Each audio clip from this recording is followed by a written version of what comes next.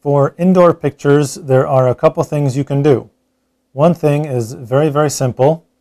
Go ahead and turn your mode dial to Portrait, and in the back, go ahead and choose Indoor from the options.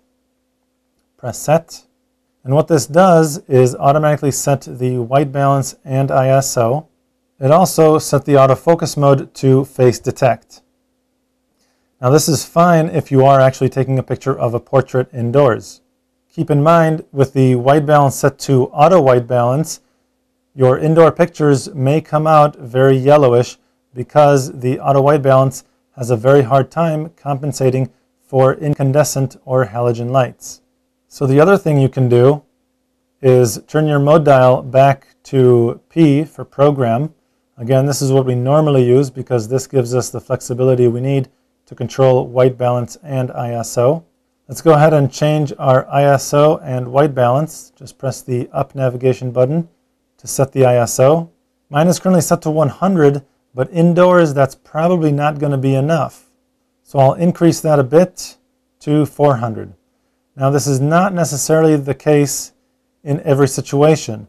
Sometimes even when you're indoors you do have enough light for 100 ISO. But most of the time you don't have nearly as much light as you would outdoors, so therefore you need a higher ISO to compensate for the lack of light. Go ahead and press Set. Now press the WB button here to set the white balance and move over to the tungsten or halogen setting. Go ahead and press Set. Now the white balance and ISO are properly set.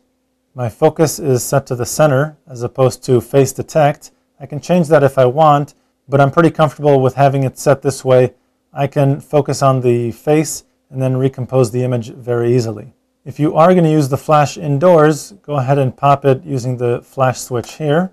And keep in mind, when you press the shutter button halfway, to look at the values set by the camera.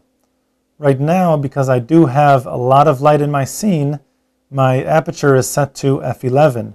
For portraits, that's not really good. If I'm just taking a picture of the room indoors, that might be exactly what I want. However, if I am taking a picture of the room, I may want to consider not using the flash because it won't be able to illuminate the entire room.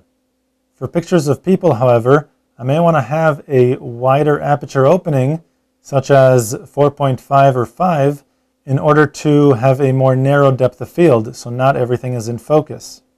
With the flash up and the mode dial set to program, I can't really do that. So you may want to really consider whether you want to use the flash or not in this picture. I'll go ahead and put the flash down. Now when I press the shutter button halfway, you'll notice that my aperture is a little bit wider, and I can use the dial to make it even wider still. So I can go with an aperture of f5. My shutter speed is currently set to 1000. Yours will probably not be that high because you won't have nearly as much light as I have in my scene right now. And now I know my depth of field is great for a portrait. I'll blur the background and I can go ahead and take my picture. If you're taking a picture of a long table with a lot of people, then you probably want to have a longer depth of field and a more narrow aperture opening. So go ahead and press the shutter button halfway to bring up the figures once again and use the dial again to change that value back up to 13, 14, something like that. As long as your shutter speed is faster than 1/30th of a second with the image stabilization active, you should be just fine. So now I'll go ahead and focus on my target. Again, if it's just one person, no problem. If it's a long table with people, then what you want to do is focus on someone closer to the center of the table. Press the shutter button halfway. Let the camera focus on your target, and then you can recompose with the shutter button still pressed halfway, and then go ahead and press the shutter button the rest of the way to take the picture. To find out much more about digital photography and your digital camera, go to lbguides.com.